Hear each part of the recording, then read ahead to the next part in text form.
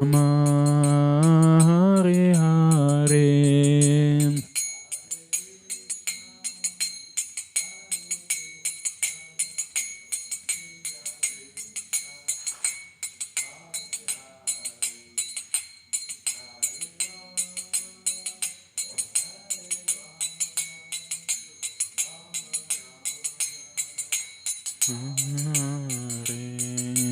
Hare Krishna, Hare Krishna, Krishna Krishna, Hare Hare, Hare Rama, Hare Rama, Rama Rama, Hare Hare.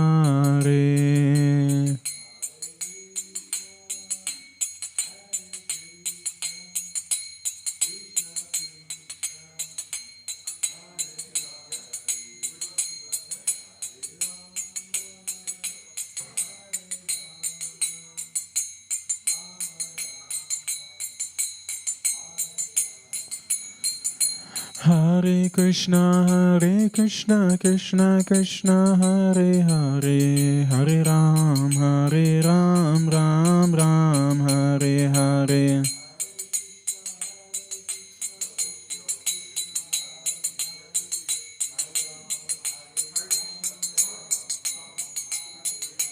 Hare Krishna, Krishna Krishna, Hare Hare, Hare Ram, Ram Ram, Hare Hare.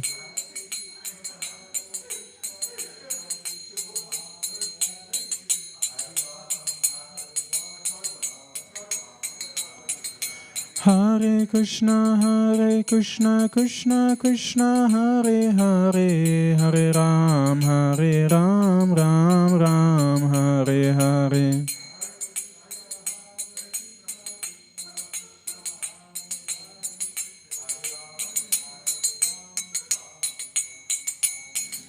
Hare Krishna, Krishna Krishna, Hare Hare, Hare Rama, Rama Rama, Hare Hare.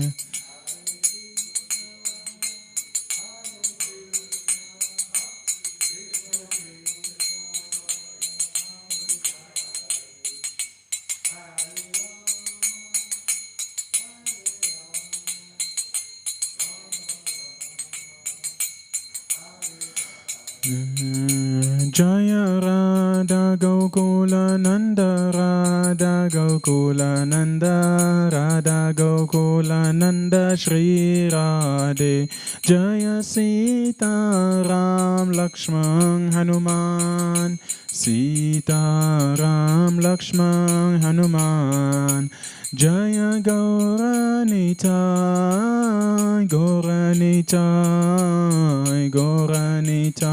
Jaya Gauranitai, Jaya Jaya Prabhupada, Jaya Srila Prabhupada. Jaya Jaya Prabhupada, Jaya Srila Prabhupada.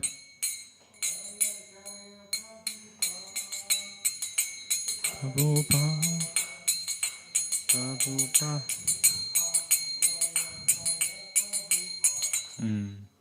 Shri Shri Radha Gokulananda ki, Shri Shri Sitaram Lakshman Hanuman ki, Shri Shri Gauranitai ki, Srila Jagat Guru Prabhupada ki, Nittai Gaur Pramanande.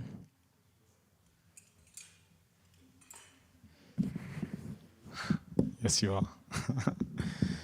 So we're just going to start with an invocation. So welcome to the Bhagavad-Gita session. So in an hour's time, or less than an hour, there will be a Guru Arati. So should you wish to stick around for that, so there's just a little class. Otherwise, thank you. So we'll start with a short invocation.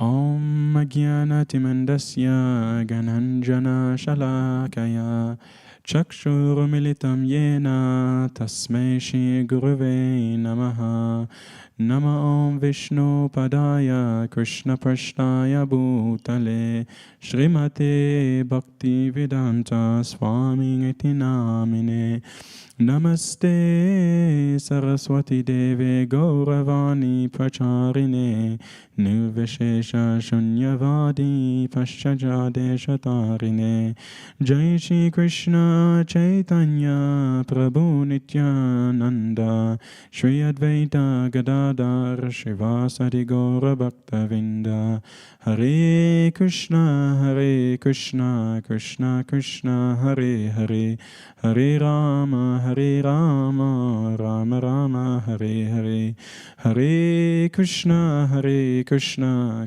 Krishna Hare Hare Hare Rama Rama Rama Hare Hare Hare Krishna Krishna Krishna Hare Hare Hare Rama Rama Rama Hare Hare Om Namo Bhagavate Vasudevaya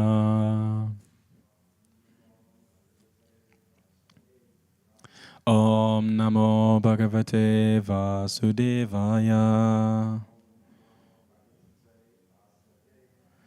Om Namo Bhagavate Vasudevaya.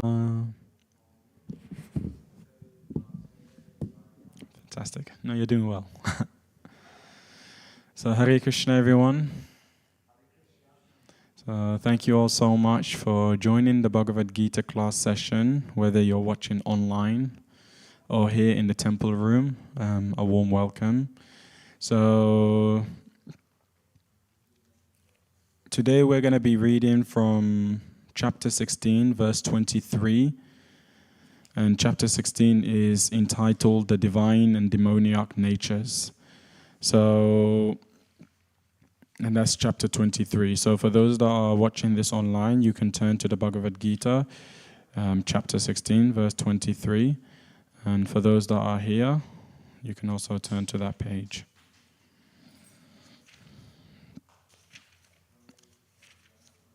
Okay, just bear with me.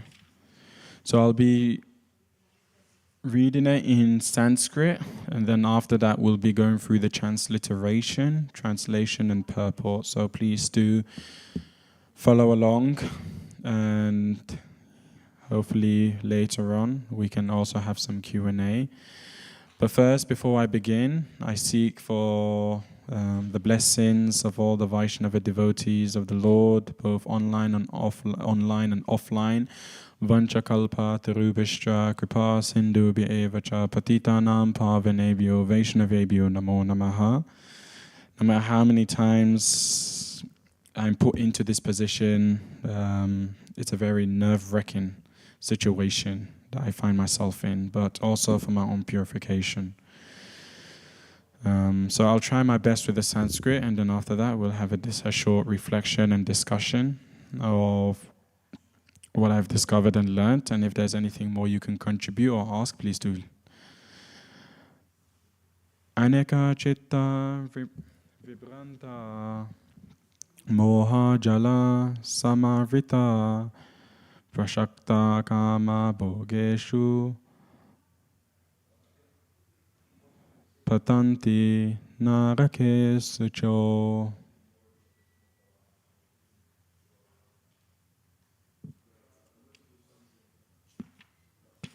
Just a moment. No. That's chapter 16, text 23.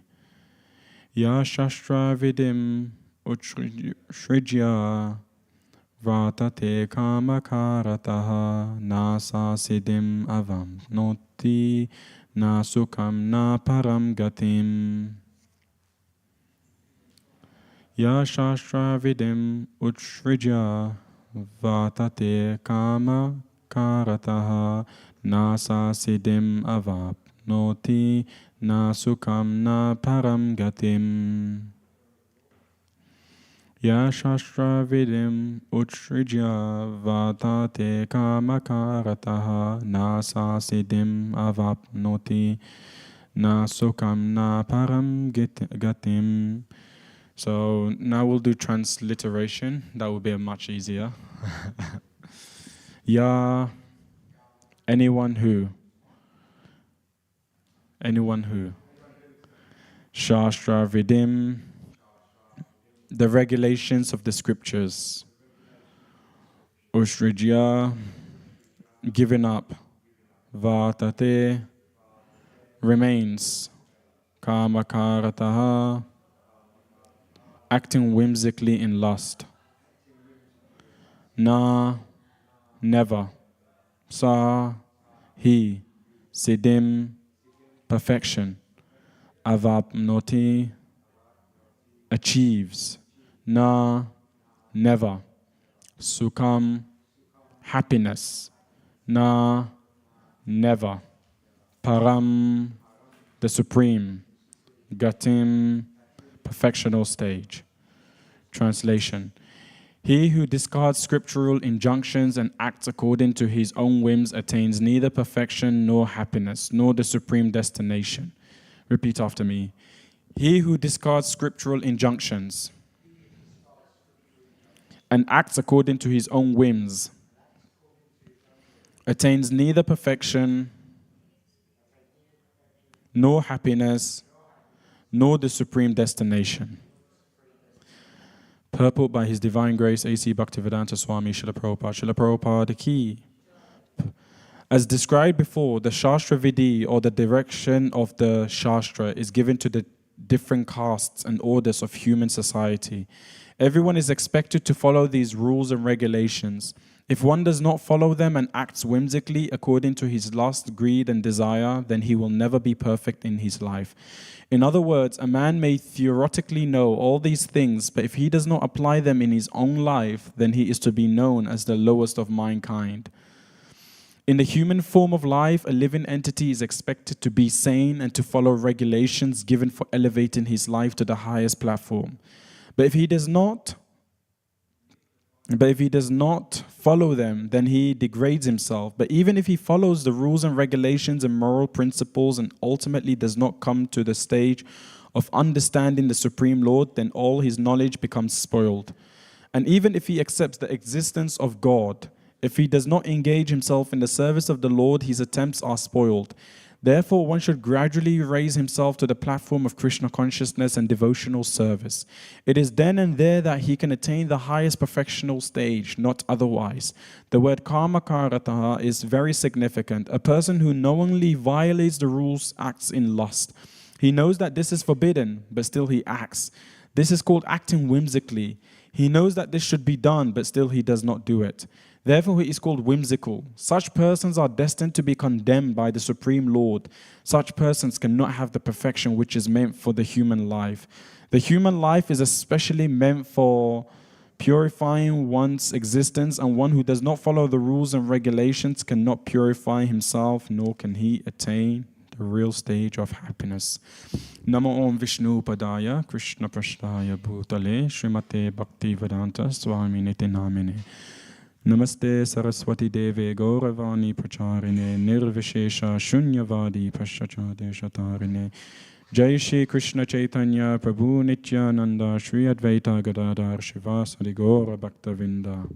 Hare Krishna, Krishna Krishna, Hare Hare, Hare Rama, Rama Rama, Hare Hare. Translation once more. He who discards scriptural injunctions and acts according to his own whims attains neither perfection, nor happiness, nor the supreme destination. Hare Krishna. So this is a very wonderful verse. And to be honest, you know, often we come into class and we listen and we are inspired, elevated, motivated, but then we wind up suffering from this sort of syndrome called PDS, Pure Devotee Syndrome.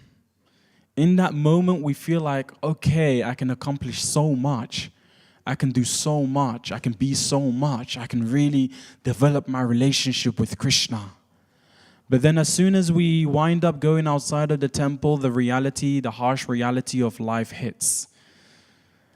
Responsibilities, desires, so many different wide variety of things. They actually say that, science says that we have 60,000 thoughts a day. And out of that, 95% are repetition and 80% are negative. So therefore, when I was preparing for this class, I was really thinking, how can I make it practical, relevant, and actually accessible for anyone, whether they're offline or online, or listening to this. So I want to break this class into 3 sections. The first section is how to be inspired to follow devotional service or Vedic injunctions, what Krishna teaches Arjun. Many of us, we have an issue with following rules, don't we? We're very sort of rebellious. We may follow some rules and miss out on others. We do what we like to do and we avoid what makes us feel uncomfortable. But as the saying goes, you can't grow in your comfort zone. And Krishna consciousness is not a practice in which is there to make us comfortable, but rather to remind us of the nature of this material world. And by being reminded of the nature of this material world, we're able to actually see that we're more empowered than we think. We're parts and parcel of Krishna. The analogy that is used is the spark and the fire. When the spark is with the fire or close to the fire, then it's strong. But the moment that spark sort of flies off, then it dies out. So it's not just here to sort of put us down, to disempower us, but rather to empower us. And the way to become empowered is by actually understanding what are these Vedic injunctions that Krishna talks about in the Bhagavad-Gita. What are these rules and regulations in which we should follow? And how is it beneficial to us, which is the second thing we're going to be talking about. Simon Sinek wrote a book that is called Start With Your Why. And in that book, it explains how actually when you have a very clear understanding and a very clear reason for your why, then no matter what challenges, what perplexities, what difficulties comes along the way, especially in Krishna consciousness, you'll always remain enthusiastic. And the reason why I specifically mentioned the word enthusiasm is because in the Nectar of Instruction, text 3, it actually talks about how one of the favorable qualities in devotional service is enthusiasm. When you have enthusiasm, no matter whether you want to follow rules or regulations, you'll keep going with determination. When you don't have enthusiasm, you'll find reasons and excuses and different sort of things to avoid devotional service. So that's the second thing that we'll be talking about. And then thirdly and lastly, we'll be talking about why we shouldn't be disheartened if we do not execute devotional service properly all the time. One of the reasons why is because we're programmed, living in this material world for many life after life after life. There's so many impressions.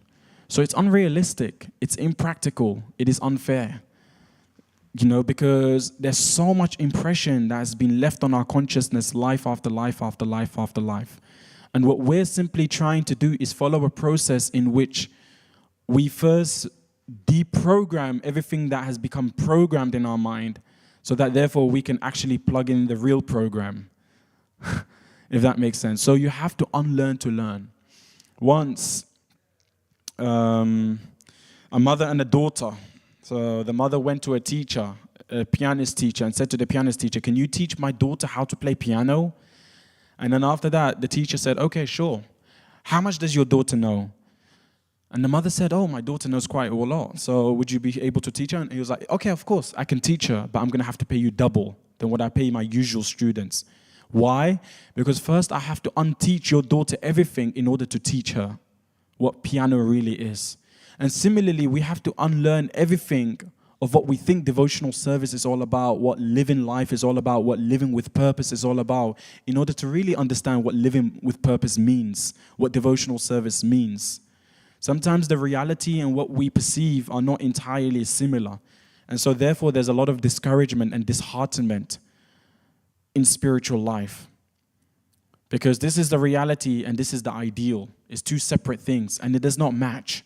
So we must bring the two together in order to be enthusiastic. How does that sound?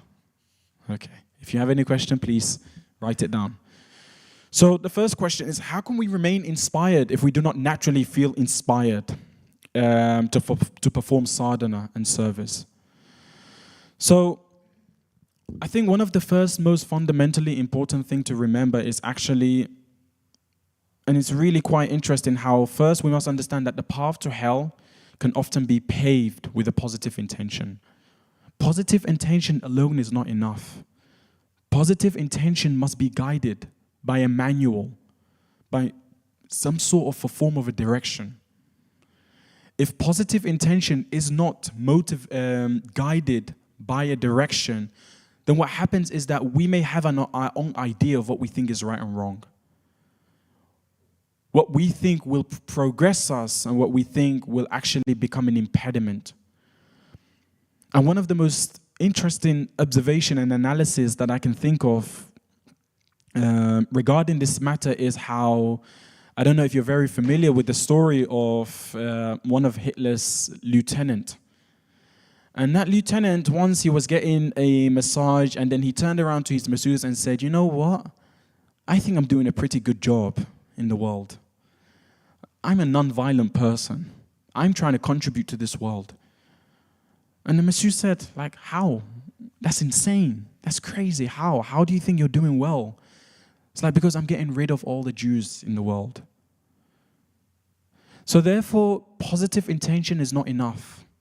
Everyone has a different idea and philosophy of what is good and what is bad. What needs to be done and what shouldn't be done.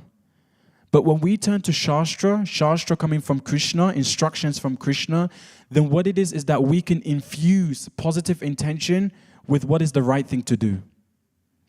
Krishna consciousness is not a process. Rules and regulations are not there to make us rigid in our practice. It's not there to make us ritualistic in the way we perform things. It's actually there to add the most substantial thing.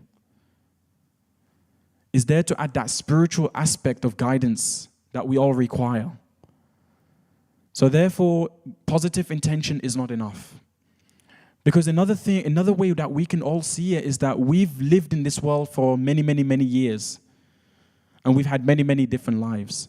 So therefore, we all have different ideas of desires. We have different ideas of character. We have different desires, different character, different personality, different vision, different ideas for the future. Different meaning of what it means to give in this world, to be a contributor in this world. We're all raised in different ways. So therefore, practically we can say what is one man's cure, what is one man's nectar is another man's poison. But what it is that Shastra first elaborates on who we are, not only that, our sambandha, and how the means in which to perform service to humanity, to the world, to ourselves, and the destination. And how through following that process will help us to actually experience the highest form of bliss. Because in the material world, one person's happiness is another man's disease. You may focus on trying to contribute, and you may benefit a group, a certain category of people, but not everyone gets benefited. But in spiritual life, because we're dealing with the matter of the spirit, everyone gets benefited. Is that clear so far? So therefore, we must think about that. We must really meditate on that. That actually, what is my perception of who I am? What is my perception of the world that I live in? What is my perception of what I think is right and what I think is wrong? And is it actually infused with what Krishna has instructed us? What Krishna is giving us? Because Krishna wants us more than anyone, but do we want him? And you know, another example I can think of was Socrates. Once a man came to Socrates, and this man saw an argument between two people. So he thought, okay, let me run to Socrates and let me tell him of this incident that I've observed. And then what had happened was Socrates said, before you tell me, I need to ask you 3 questions. Is this beneficial? Is it true? And is it useful? Another thing that Shastra does is that it makes us question everything that we thought was true. We're living in a perception of an illusion.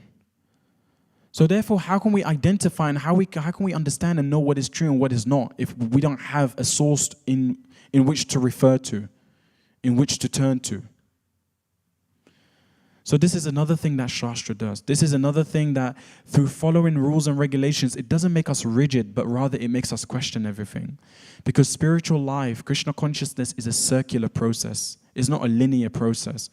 It's a process in which allows us and enables us to dig as deep as we need to in order to be able to question the things in life that we wouldn't necessarily question, but we would just follow naturally.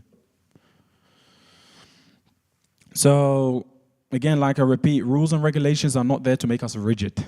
It's not there to make us robotic, but it's there to inspire us, to challenge, to question, so that therefore we can actually live a spiritual life that feels good on the inside, not just what seems externally good. And otherwise, the thing is that if we don't refer to Shastra, if we don't refer to the rules and regulations, and I've already given few examples, then we lead a sinful life. We lead a very, very sinful life. So, and in the Bhagavad-Gita, it actually talks about how what is nectar in the beginning can be poisonous in the end. So therefore, sometimes we may think a certain choice and decision we make in that moment, in that instant, I feel good.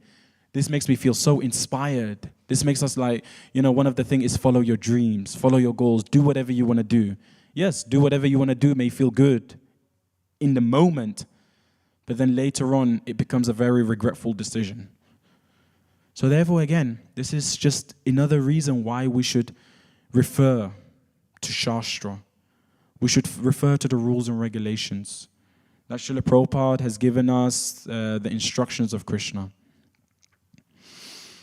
And if we don't follow Shastra, if we don't follow rules and regulations, what are we following? Take a guess. The mind. And what does Krishna say about the mind? Krishna, or even Arjun, what did Arjun struggle with in the Bhagavad-Gita? He said to control the mind is as difficult as to control the wind. Actually, Krishna says that. But Arjun explains and he describes how he's actually struggling with the mind. And Krishna says that the mind can either elevate you or degrade you. It could be a companion or it could be an enemy. But how do we make the mind a companion? How do we make the mind a friend? How do we actually use the mind in order to come closer to Krishna? Because that mind must be guided by rules and regulations. That mind must be guided by Shastra. It must be purified. What is the process in purification? In this day and age is Hare Krishna, Krishna Krishna, Hare Hare, Hare Rama, Rama Rama, Hare Hare. Srila Prabhupada has given us a morning program. He has given us a routine. He has given us a practice. And when we practice that process nicely, sincerely, with determination, and I will move on to that, I'll move on to determination. When we practice with determination and conviction, then we are able to purify the consciousness. So it's really important to remember that. Like for instance, talking about the morning program, Srila Prabhupada, what is one of the things that he's recommended us? Especially for those that are living in the temple, to wake up at a certain time, to take cold shower, to come for the morning program, Mangalati, Tulsi Arti. He's given us a whole morning program of 4 hours of just immersing ourselves and bathing ourselves in spiritual practices. So then one may actually turn around and be like, but I don't want to take a cold shower. So let's look at it from a materialistic point of view, how actually Krishna consciousness doesn't just help us. Because what did Prabhupada say? Prabhupada said, that first we must take care of our health, then our sadhana, and our seva. So let's look at it from a materialistic perspective. What is the benefit of cold shower? So I was doing this research, and it talks about how the benefit of taking a cold shower is that actually it relieves symptoms of depression. And not only that, it actually strengthens our immune system. So therefore, we are less likely to get a cold. We're less likely to get sick. And that's only from a materialistic point of view. Now think about it from a spiritualistic point of view. So you see, in Krishna consciousness, it's so beautiful when we actually follow the process. Not only does it help us in our spiritual life, it actually also assists us in our material life. And what did Prabhupada say? First health, then sadhana, then seva. With a sober mind, Shri Radha Gokulananda ki, Shri Sitaram Lakshman Hanuman ki, Shri Gaurnitai ki. And with a sober mind, then we are able to practice spiritual life nicely. So you see, it's so amazing. It's amazing how Krishna consciousness, how the rules and regulations, the Shastra, when we actually follow it and practice it nicely, not only does it assist us in our spiritual life, but also in our material life. So that therefore we're able to have a clear, cool-headed mind, to be able to progress forward, to be able to move forward. And that's what really tapasya is all about. One of the things that we must actually really understand is that without some form of austerity, without some form of sacrifices, we won't be able to grow. We won't be able to progress. We won't be able to develop the characteristic that we require in order to be able to make it in spiritual life. So there must be some level of austerity, but austerity shouldn't be a chore. Austerity shouldn't be something that we feel reluctant. So therefore, when we talk about perform an austerity based on the level of what you can do and gradually build yourself up. Because for instance, one of the examples that I can think of is if someone wants to be a confident public speaker, you don't just put them in front of a 20,000 people crowd. You start with 5 and you work your way up to 10, 15, because then at least they have some level of confidence and stability to be able to stretch a bit more and more and more and more. And tapasya is the same. Austerity is the same. A spiritual life is the same. Don't do what you can't do, but rather work from where you are. Do the best that you can, but do it with sincerity, with conviction, with determination. And Krishna reciprocates. Krishna provides what you lack. Krishna provides what you lack. So, and practicing scriptural injunction, practicing spiritual life is so vital. Because actually that's where our motivation comes from. One of the things that sometimes devotees and people in general, when it comes to spiritual life, is that they say that I've been chanting for many, many years. I've been reading Srila Prabhupada's book for many, many years. I've been doing this and that, but I still don't feel a difference. Because that difference is not something that you can just externally calculate. It's not something you can externally recognize, but you must go subtle. You must go internal. Because you'll realize that actually chanting has taken away a lot of the desires that you used to have before. You'll realize actually how reading Srila Prabhupada has given you a different view of life. It's given you a different view of yourself. It's given you a different view of your approach to decision making, choice making. But these are things that we can only really clearly see when we go internal, when we introspect more.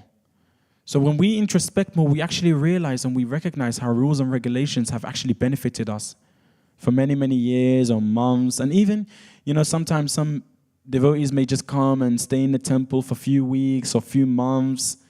And, one may think, but a few months is not enough to make a transformation.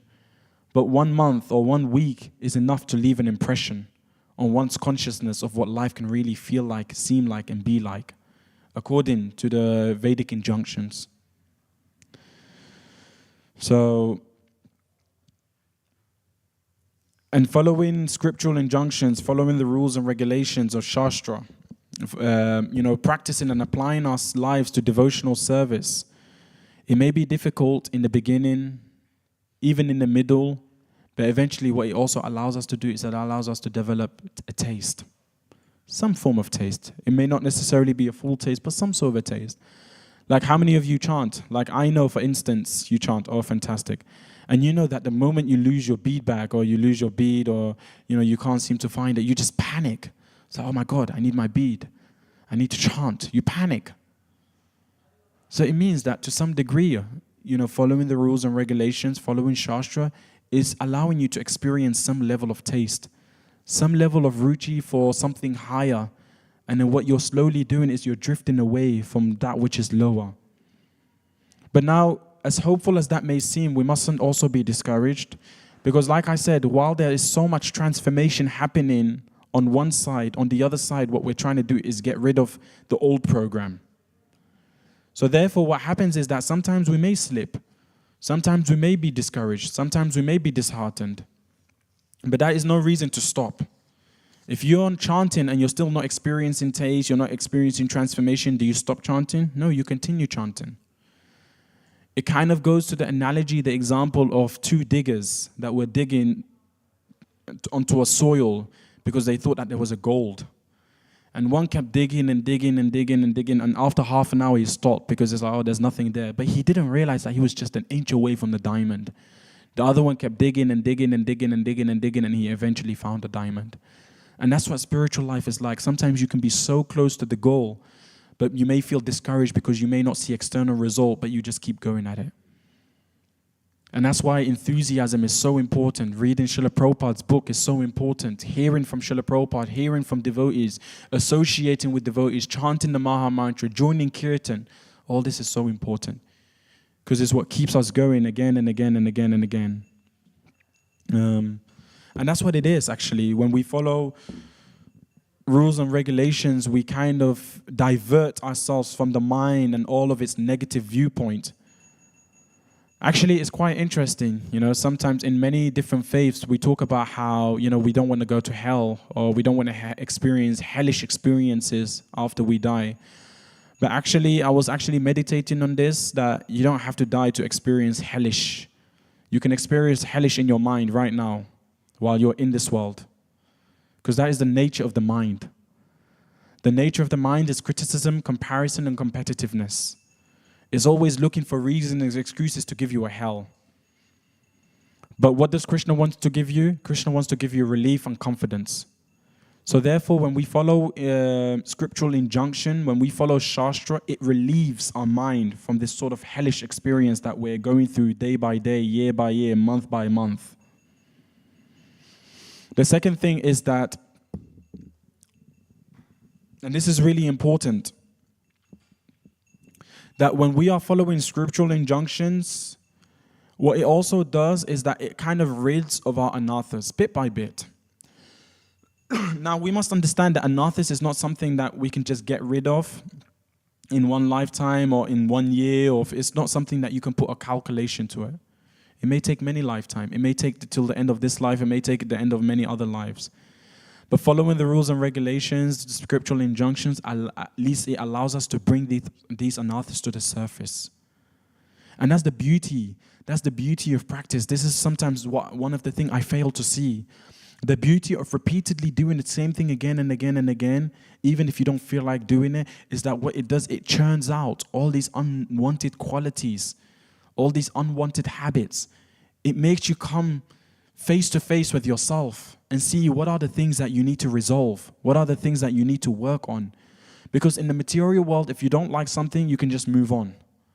In the material world, if there's something you're perplexed with or you're challenged with, then you can just kind of put it under the rug and just be like, yeah, okay, whatever, I'll just move on. But my spiritual life is not like that. It requires a genuine practitioner, someone that is willing to do the work. Krishna consciousness works if you work. So that's the other thing that it allows us to do.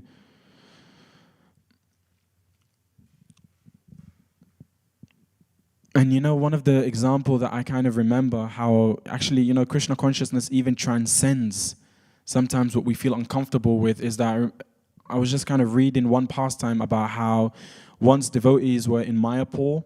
This was during Srila Prabhupada's time, and they didn't want to wake up. I think it was Juhu Temple, but they didn't want to wake up for the morning program because it was extremely cold. They just kind of found it so difficult, so they would wrap themselves up to be warm. And Srila Prabhupada was a bit like he, heard about the news of this, how devotees weren't waking up for Mangalati because it was cold and they didn't want to take a cold shower. So then what he did personally the next morning is he actually demonstrated to them.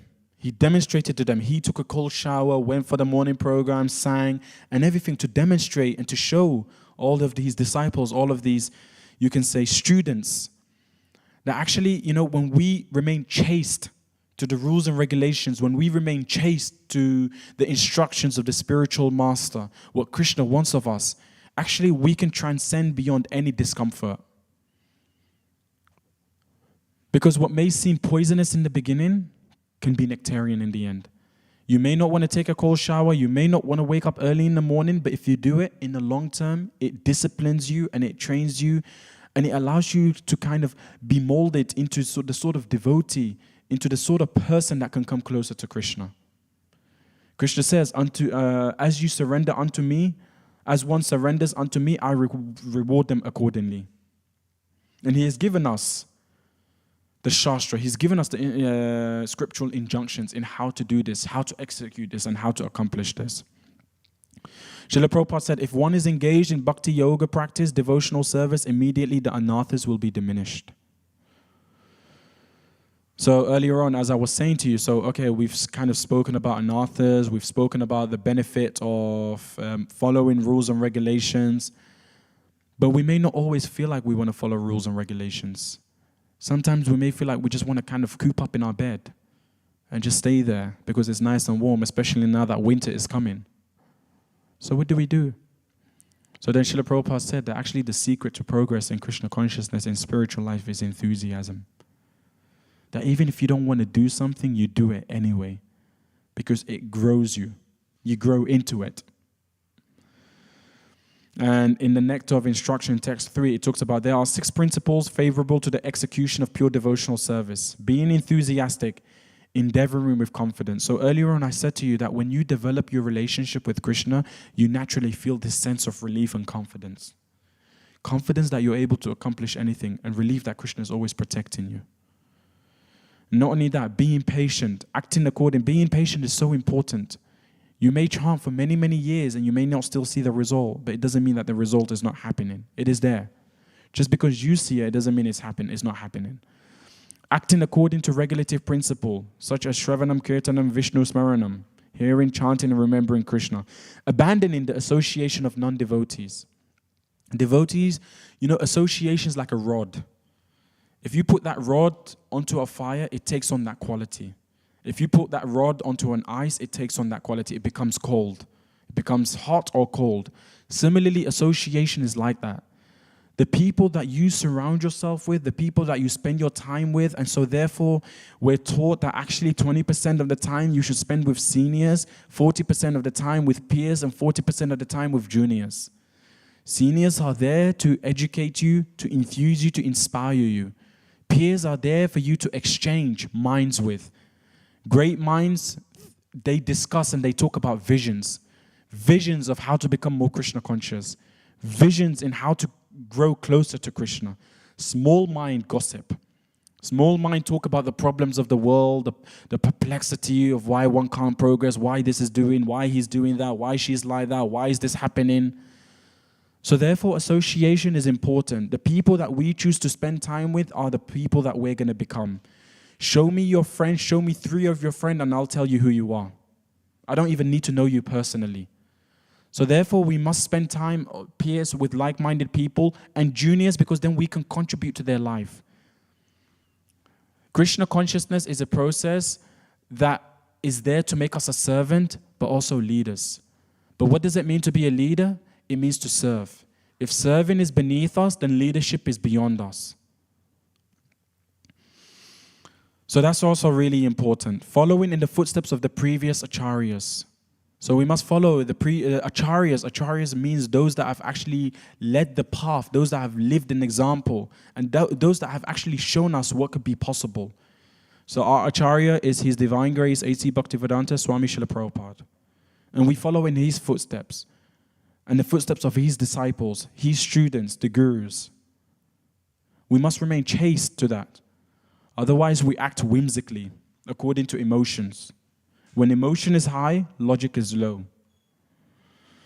So these 6 principles undoubtedly assure the complete success of pure devotional service. One of the ways that I like to think about it is, yes, following Shastra, following the scriptural injunction may be painful, but even more painful than that is material life. Material life comes with a lot of attachment. It comes with a lot of loss.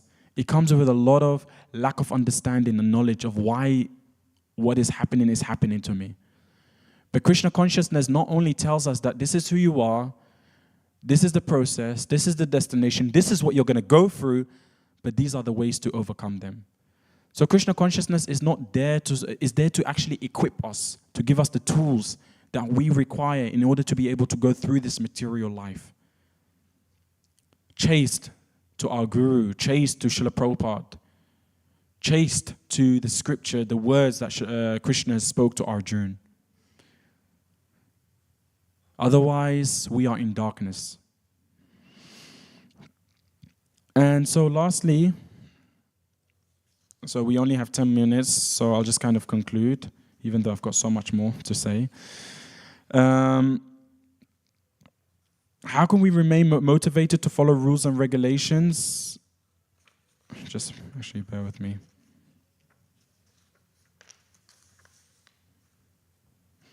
Actually, instead of kind of going through more and more,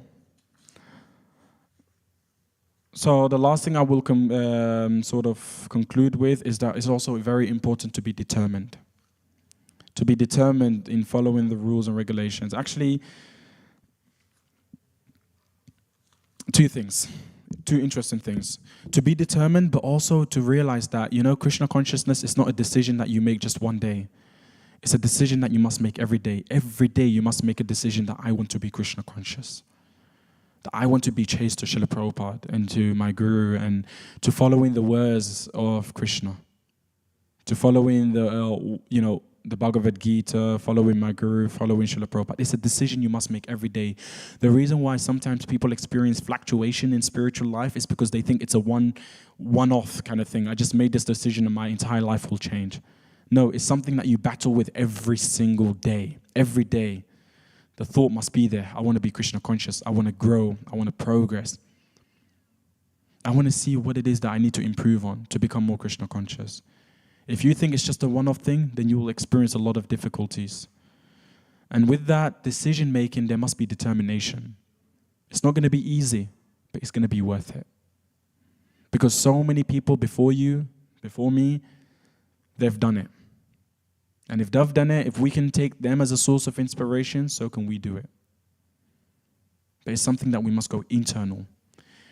With that being said, we only have 10 minutes, so I'll leave it for Q&A. If anyone has any questions or any reflections, any correction. Otherwise, we can just chant Hare Krishna. Sure.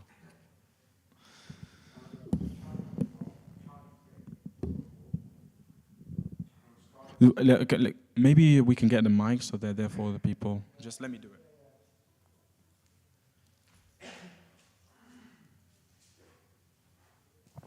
Hare Krishna.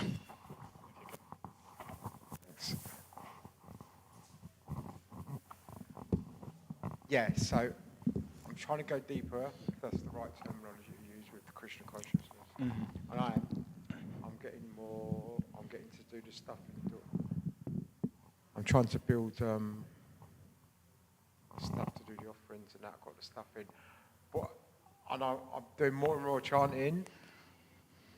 But the more I'm sort of doing, this is good because you say just take as much, don't try and take too much of it, because it gets a bit overwhelming. Yes. And then, but what I read in this, what I was taking from this, I think you might have answered this already, is like, if I don't know, then I can't do it. But where I'm thinking, I don't want to get to know too much too quick, because I think once I know it, then I've got to do it. I want to know it, but I don't want to put too much pressure on myself to keep doing too much. Like I'm starting to learn the prayers for when I came into the temple. I'm just starting to discover them prayers before the offerings and stuff like that. It's quite overwhelming. But what I'm fed up with is I think I'm just getting to know it, but then not putting it into practice because I'm taking on too much to get in So one of the things that we must remember is that Krishna consciousness, spiritual life is gradual. I think what it is that in the initial stage, when people come to Krishna consciousness, enthusiasm, which is good, and excitement, which is good, but it overwhelms them. They don't know how to manage it. And so that it's really, really important, because you may experience that enthusiasm in the get-go, but then, Srila Prabhupada said, I'd rather have one shining moon than millions of shooting stars.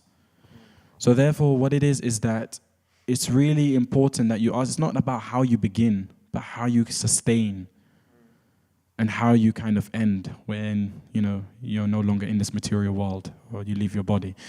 So therefore, it's a gradual process, and you must think long term.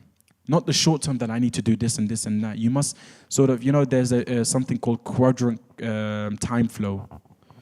So therefore, you must plan your time. You must plan your week. You must plan your month. You must plan at a certain period of time, what is it that you would have wanted to learn?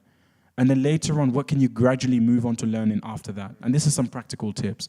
What it is that people try and do too much time in a space of short time, and then they become overwhelmed, they become discouraged, they become disheartened, and then what it is that they start kind of losing that motivation.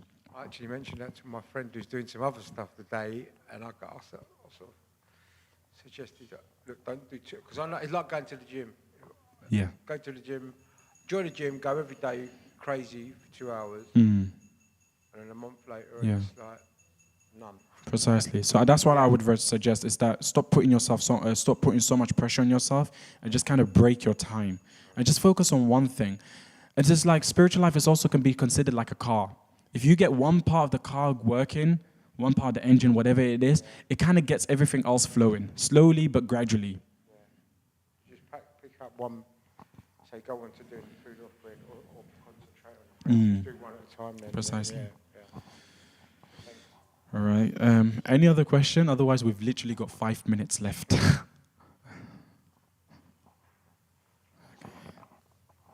Maybe a reflection?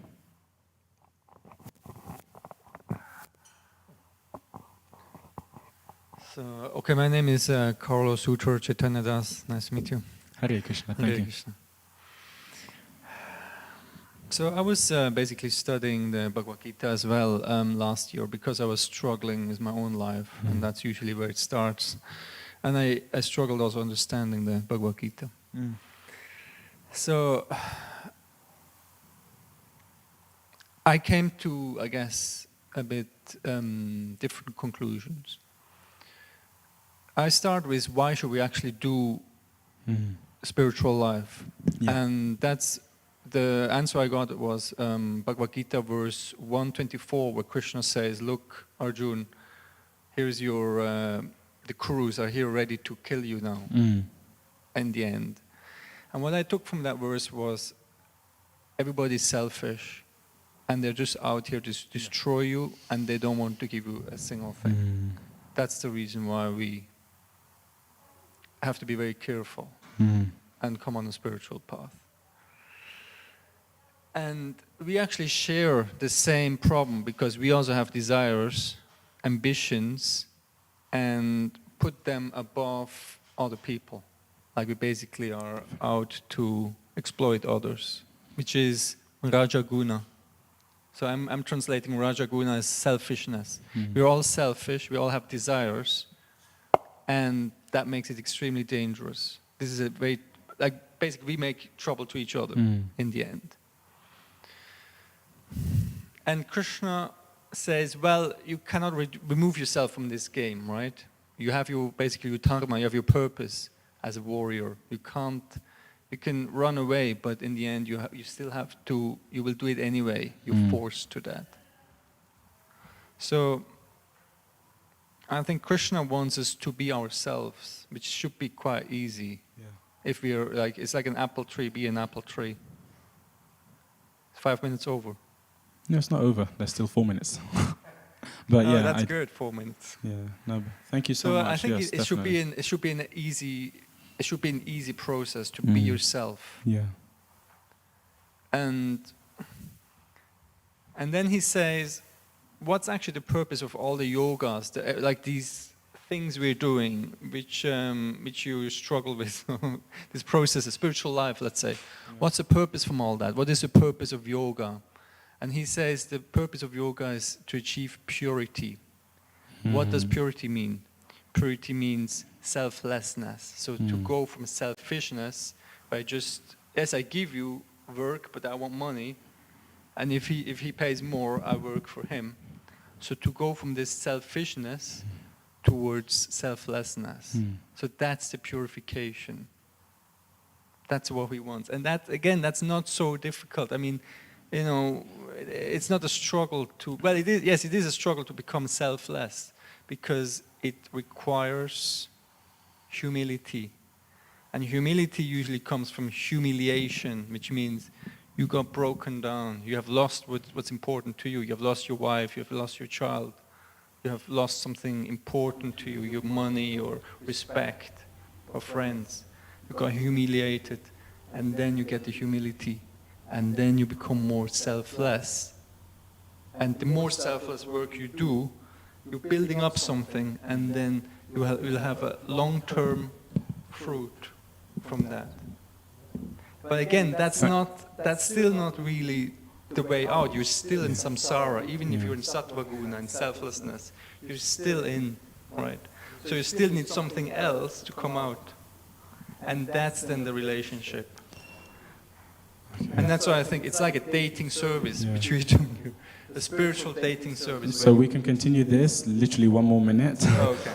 But thank you so much. So we'll just end Krishna, it there, and then there'll be Gaur Arti now. Antara Srimad Bhagavad-Gita ki, Srila Prabhupada ki, Hare Krishna. Thank you very much.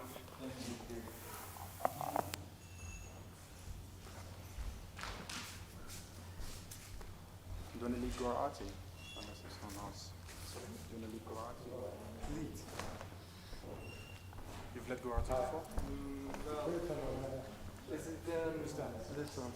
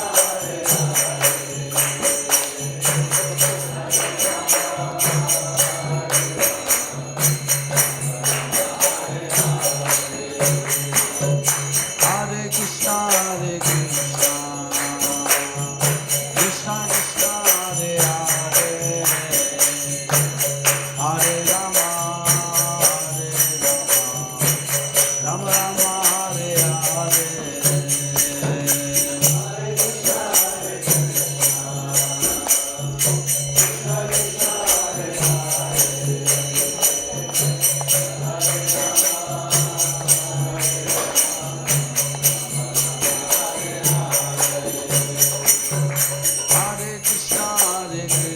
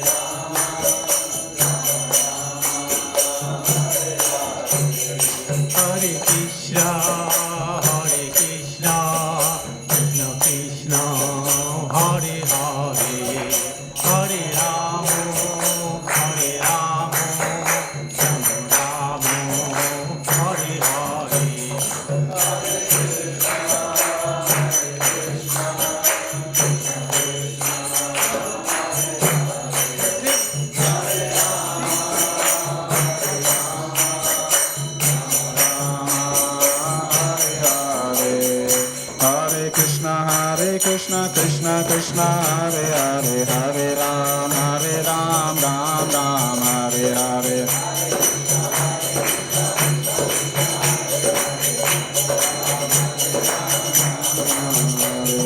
Hare Krishna Krishna Krishna Hare Hare Hare Ram Ram Ram Hare Hare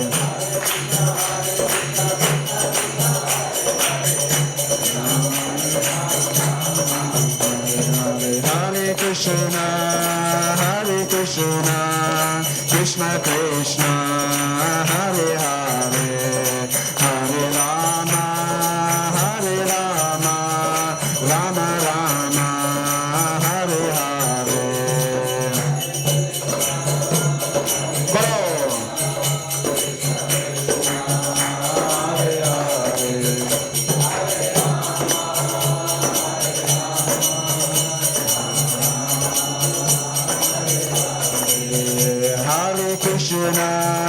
Hare Krishna Krishna Krishna Hare Hare Hare Rama Rama Rama Hare Hare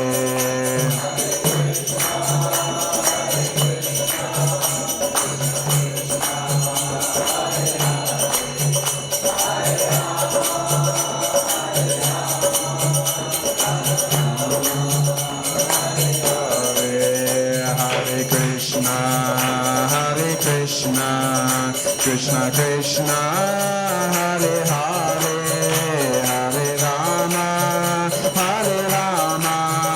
Rama Rama Hare Hare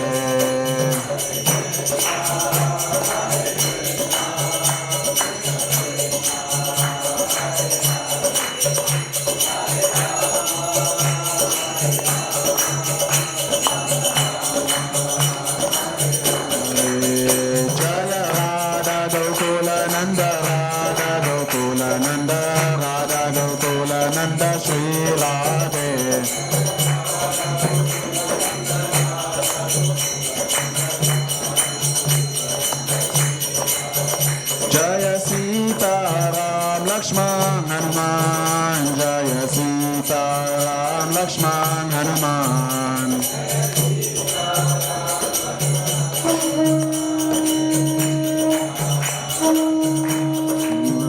Jaya Gauranitai Jaya Gauranitai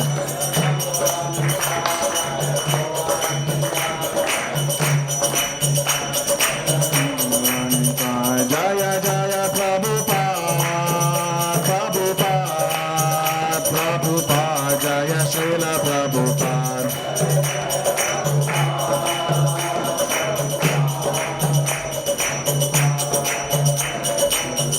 Nitya Gaura Haribo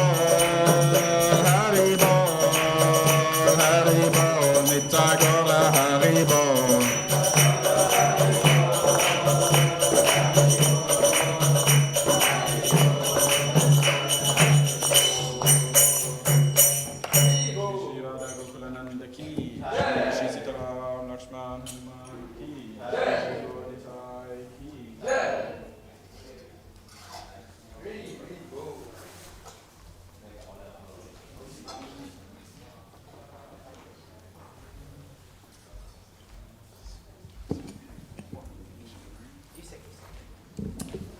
Hare Krishna, everyone. So we're going to be singing the Nashinga Prayer, which is the prayer for protection.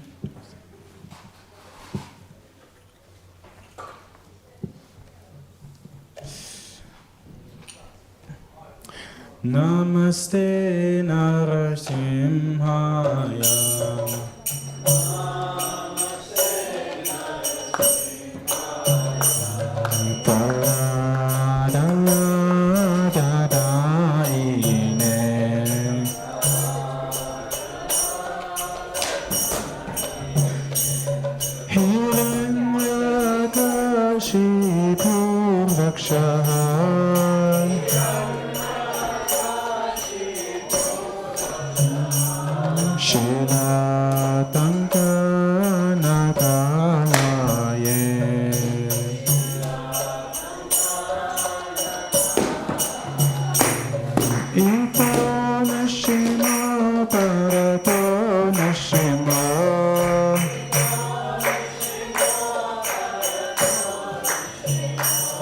Yato yato yamitato nashimho.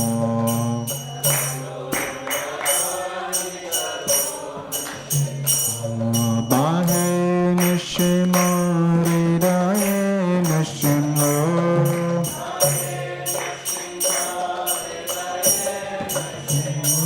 Narashinhamadim sharanam tapare.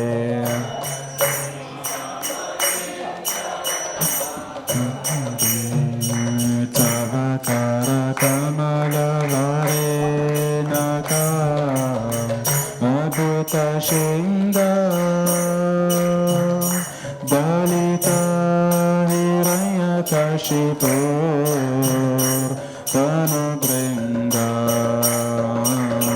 keshavadita narahari rupa jai jagadisha hare. Jaya Jagadisha Hare. Jaya Jagadisha Hare. Navare Naka.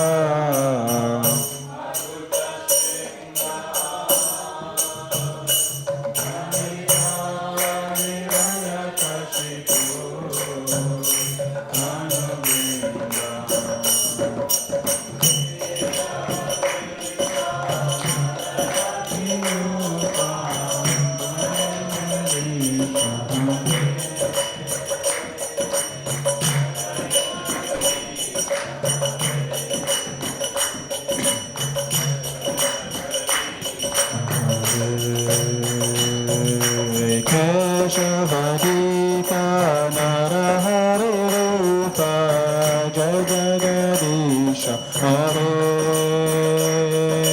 Jaya Jagadisha Hare. Jaya Jagadisha Hare.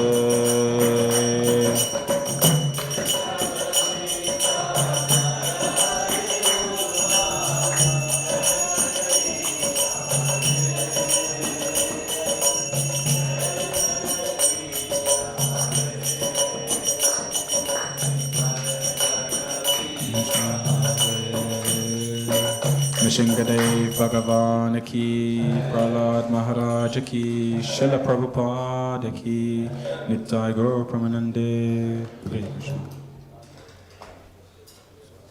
So there'll be kirtan now for those that wish to remain. Then the curtains will open at 9 p.m. And there's some prasadam that's being served, Mahaprasadam being served in the reception. Hare Krishna.